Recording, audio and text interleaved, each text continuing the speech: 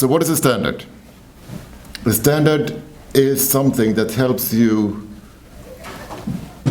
to establish a uniform engineering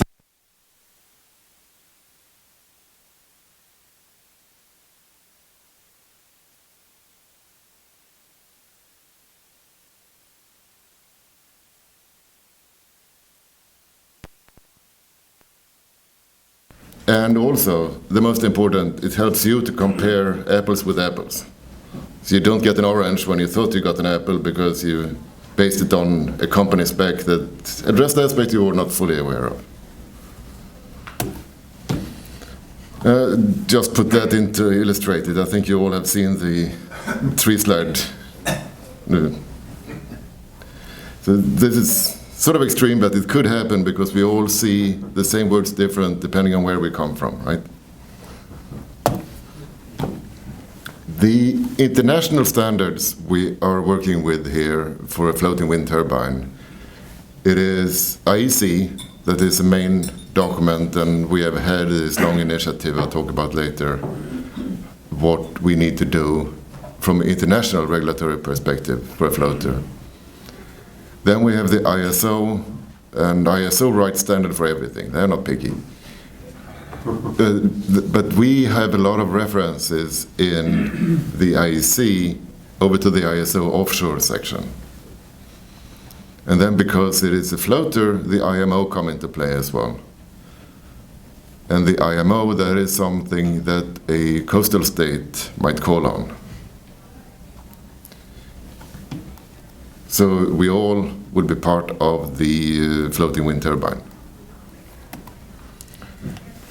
The IEC 61400-3-2, that was the working group that was assembled maybe 4 years ago to gather a international consensus what we have to do for a floater. And we decided, I started as a secretary, I think I ended up as a co-chair of that whole event. So we decided we'd try to follow IEC-3, now I think they will rename it to -3-1, and just address the gaps in between. And the gaps we defined was the external conditions and assessments, the global analysis, the design loads, which have been discussed heavily here and will be discussed heavily in the future as well, the hydrostatic stability, as Jason named it, because stability, depending on who you talk to, means different things. For Jason, it means dynamic stability. For a strictly structural engineer, it needs buckling. And for me, it means that the unit don't flip, right? So that's why hydrostatic stability. Station keeping system and mechanical and electrical systems. And what we tried to do was to find another international standard. And most of them we found in ISO. I think in some cases we had to refer to IMO, or when nothing else was there, like for TLPs, ISO don't have a document. So we referred to the API RP2T instead. And then when nothing else could be done, we referred to recognized class society. But the main document is ISO, and we have a hierarchy there. Because once you start to mix codes, there will be conflicts, right? So we try to get around that by saying that this is a hierarchy. If it's something in ISO, say you can't use it even if it's referenced in a lower level code. And it was very international. I think the dominant was Japan and Korea when it comes to number of people attending the meetings. But when it comes to who really contributed, Jason did a great heavy job there together with Dennis Marta, that is in Germany, and Nichols from UK. And the main focus, and I think we spent most of the time on the design loads and the design load cases. So what is ABS? We were founded like 150 years ago by marine insurers. By then, they started to show up ships of different type of standards, and they felt unsure what they were insuring, the risk they were taking. So they created us. And back then, we only looked at the quality of the ship, and we had different grades, different classes of ships. We have A, B, and C class, depending on how good they were. Because remember, this was when environment was not a concern and life was cheap, so investment it was. From then, we have expanded out to our mission now, so we do care about security of life, property, and environment. But still, we are here because industry wants us to be here. And we are here based on industry input. And also, we are non-for-profit. So we don't really have any shareholders, we don't have anyone that takes profit out of us. When we do make money, we have invested. I think we built a library in Main Maritime, for example. And our board, which comes from the industry, is really who tells us what to do. So, as I said, it's industry self-regulation. It's not something that is required, but something that the industry select to do. So, for example, Shell, major oil company, they don't care to class. But when they install a floater in the Gulf of Mexico, they come to us to act on behalf of BSEE as a CVA, which is basically the same requirement, same process. So the role, as I said, we have the personal safety, we have the asset integrity, and the environmental protection.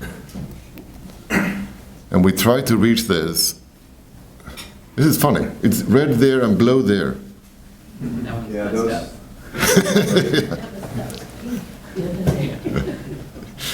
So the basis for this is we try to develop design standards and together with the industry.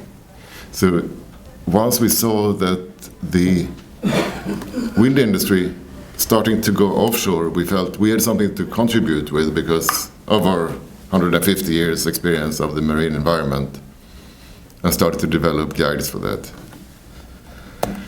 The second thing we do, we have something called preliminary planning and advice. This is not part of the classification as such, but it's a way that we can interact early with the developer and share our experience, and the developer or the designer can discuss with us. Then we have an approval in principle, which is basically the same as Henrik talked about, the feasibility that he was seeking from DNV. So we basically review what is available, give our comments and thought on it, state if we believe it's feasible or not, and also what has to be addressed to when you realize the project. The classic design review and approval.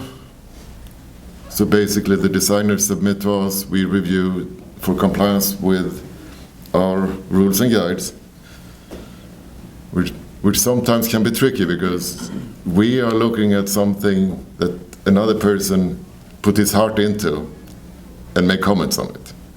So it's a balance, but it's important for all parties to understand we're working together. We're not on the other side of the wall. We're not working against anyone, but together with everyone, right? Survey during construction, which is a quite big part. Survey during installation, even more important. If you look at problems later on and where they were caused, installation is one of the main drivers, especially for mooring systems. And then we have the periodic survey once installed. So it's a life cycle approach. We are involved from the time that the vessel started to be designed throughout the life and until the end of the life. And I understand this is not really how it's done in the wind industry traditionally. Normally you get the certifier, you certify it, and Peter, please chime in. You don't go out and have one designated body for the entire life of the installation, right? Right. Which I like the idea of having it, because you get the continuation of it, you have all the records of it. But as I said, Shell, they don't care about that. They do a timestamp, our review, our fabrication. It was good at day one, and then they take care of it. And then we have Bessie or the Coast Guard that do the periodic inspections as well. But Shell is a huge organization. They have a lot of engineers, a lot of competence, and a lot of money. So the rules and guides we have for floaters, we have two main documents. We have the ABS guide for floating offshore wind turbines, and we have a guideline for global performance. Then we have a bunch of supporting documents, buckling, fatigue, mooring lines. And the last one here is ABS guide for novel concepts. That's a guide where nothing else fits. So how you develop a new concept, different techniques, different considerations. It's a good guide to read. If you try to apply the total guide from page 1 to the end, you will get crazy. But there are some good things within there that can be utilized in something semi-familiar, semi-known. And you can always download them from eagle.org for free. So ABS guide. We starting to develop this early on, and I think one of the kickoffs was a TAR project for MMS. And then we continue with our research, we gain some experience. The state of the art, that was really one of the main things for the MMS study.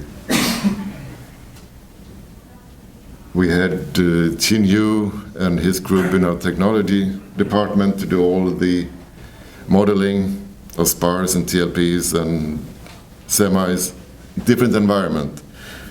And we found quite big variation in level of safety depending on where on the coast you design it, place it as well. Then we used our oil and gas experience, try to apply that on something that is unmanned, and maybe you don't need as high reliability or safety factors as you do for something that is always manned. We did the Principle Power in Portugal, and that one we certified before we had the guide. So we basically picked what we had from our oil and gas experience, unmanned it, and applied it on this one. But for the survey part, we did in principle the same as we would have done for a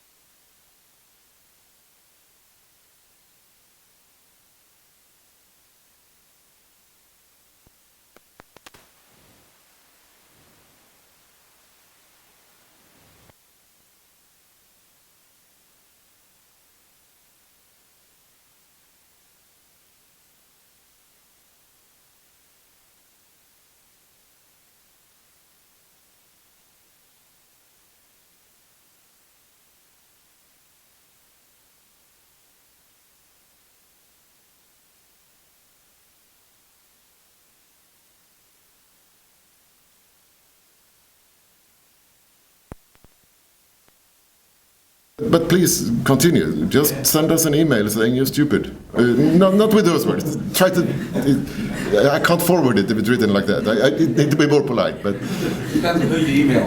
yeah, exactly. So that's what I was saying. I can't forward something that's saying like that. And Write what you want to say, save it, come back to it the next day, and then write it the way it should be. yeah.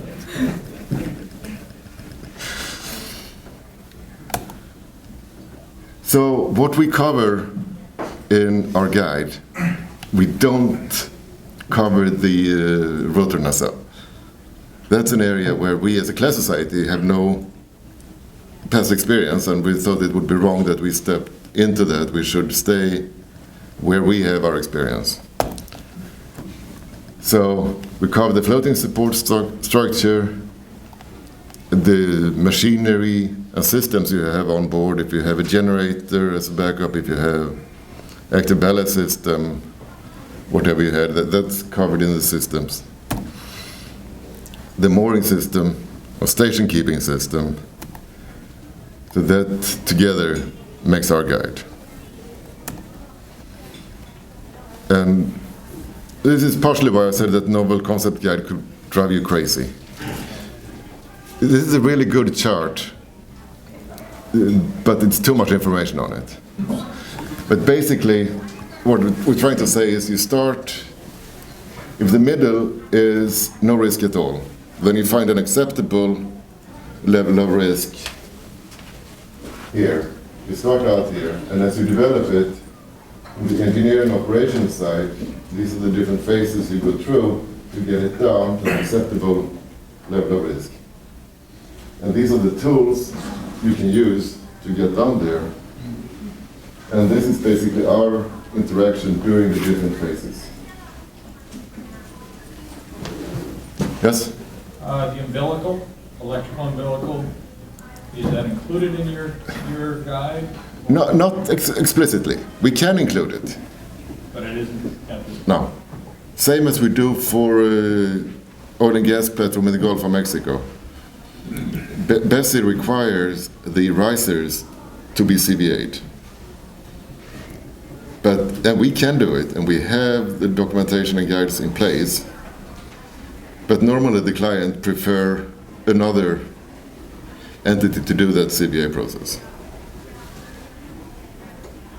So we can do it, but it's not mandatory. So we really would like to do the tower because it's such a important part of the structure. But since this usually is covered by the IP issues and already type approved by someone, it would be a big fight to get it, I believe. Currently, the electrical umbilicals are defined as part of the facility on the OCS, and therefore, if we require CVA, we would require CVA review. Whether, it's up to the developer who does it. And, you can segment your project and have multiple CVAs. Okay, so that, for example, Lloyd's or a DNV standard would be used to evaluate that? It's up to the developer to recommend, but, Right. Or ABS standard. Yes. I should have listed that one, I didn't. Can't think of it all. Now, So, Lars, ABS is doing independent analysis of the whole structure as well, right? No, You're not? not mandatory as required for class. and that's kind of an interesting question. I'm glad you brought it up, man, because a lot of the third-party or owners, if you wish, or third-party or the lenders are asking, does ABS really review all you've done? Do they do a complete analysis and review the analysis? And that's becoming an issue, quite an issue here for a few people we're talking to. Yeah? They're asking, how much does ABS really do? in its Yeah. review? Okay, I see what you mean. No, what we do is we review all aspects of it. We do an independent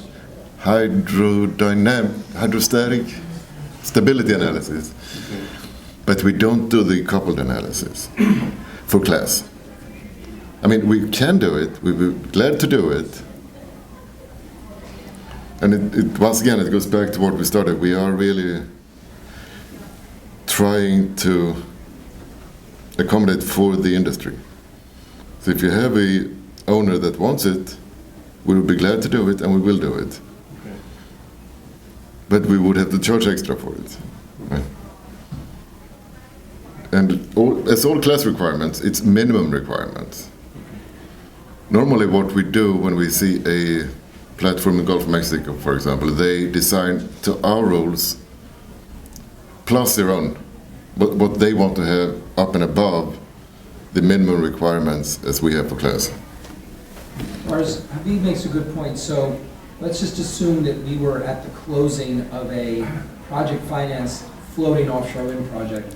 I understand what ABS would be doing, but my question is, in terms of the banks and the insurance companies, they would want to understand if ABS was really reviewing the rotor nacelle assembly, because they want some sort of coordinated review, not a segmented review.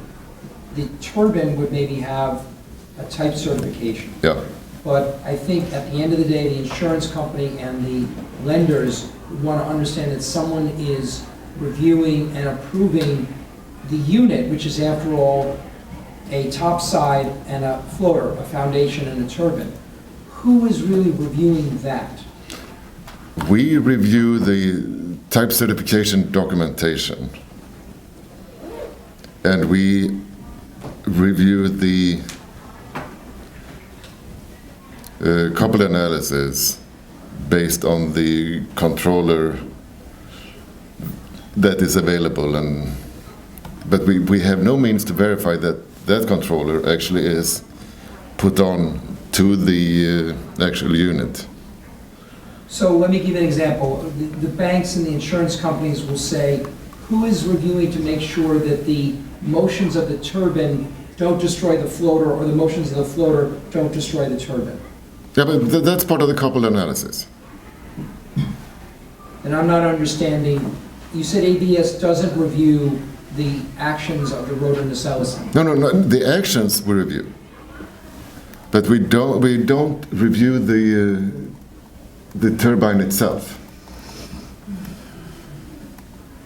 Right? So you don't, because that already has a certification. What you're saying is the interaction between the turbine and the floater you review. Yes. I didn't understand. Oh yes. No, I mean that's part of the global model. To Peter's point, that this is a gray area. This is a gray area where CVA role and type certificate, sometimes owners can have questions, and it can be sorted out. It can be sorted out. It's just that probably requires additional work for the CVA, the OEM, and the lenders engineers, depending on the project. If there's lead time and there are codes and standards that have not yet been finalized, it'd be good for the people in this room to deal with it now, because if someone gets closer to a closing, we don't want to have a closing be delayed, a project be delayed because we haven't worked out this gray area. No. Peter, I think that's absolutely one of the topics that the technical breakout team is going to be trying to address Great. in a couple of hours this morning. Yeah, but I think it's a topic for the technical breakout team and the commercial breakout team. It goes together, right? It goes together. I think it's more important for the commercial team actually, because the technical aspects we've been talking a lot internally on the technical aspect. We have got limited input from the actual developers.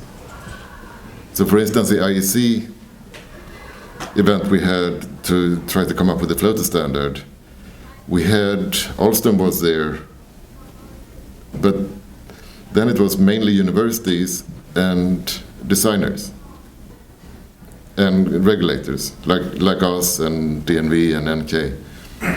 We had very little input, and I think we need more input from what you really need. Sure, well, the developers have a pretty easy response, which we care about making everyone else in the room happy. So we care about the insurance company, we care about the lenders, we care about the regulators. Yeah. And we care about the turbine vendor, that they're all happy.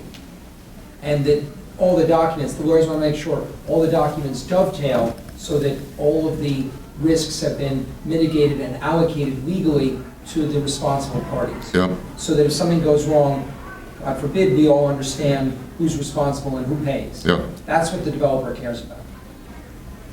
But it's not a very complex, if the work has been carried out, the couple loads analysis has been designed in a proper way, there is a real couple loads analysis, so the wind turbine information has been integrated in the floating or in the fixed foundation in a proper way.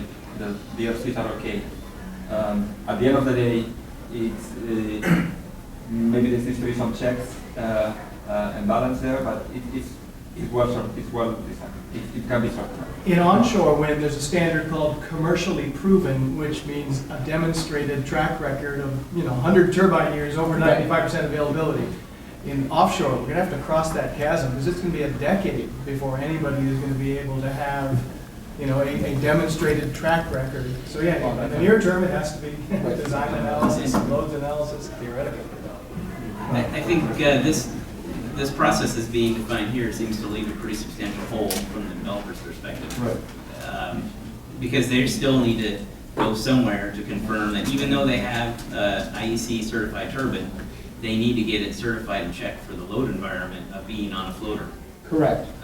And I guess I'm not 100% sure, Lars, why that isn't sort of in the default classification.